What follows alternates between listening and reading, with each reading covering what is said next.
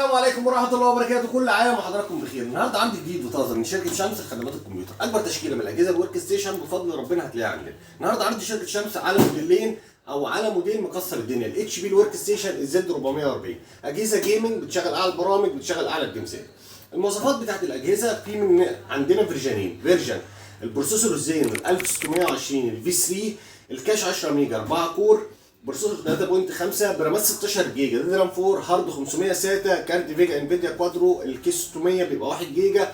الجهاز فيرجن محترم، شغال على البرامج وبيشغل معاك جيمزات كويس، وسعر الجهاز 8000 ونص.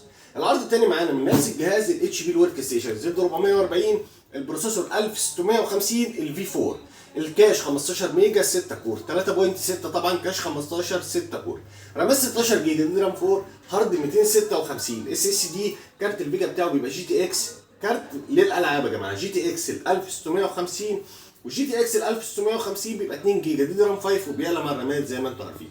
كارت طبعا بجهاز بيشغل معاك العاب وبرامج 2022 مرتاح، وسعر الجهاز 12000 جنيه. باور سبلاي طبعا بيبقى 700 واط، المكنه بتبقى فيها 8 بنك رام، تشغل معاك طبعا بقى ايه لغايه 128 جيجا رام، ودي رام 4 مع ضمان 3 شهور ضد عيوب الصناعه. الاجهزه فرز اول، وقلنا ال 1620 الفي 3 سعره 8000 ونص، وال 1650 الفي 4 ب 12000 جنيه. والسلام عليكم.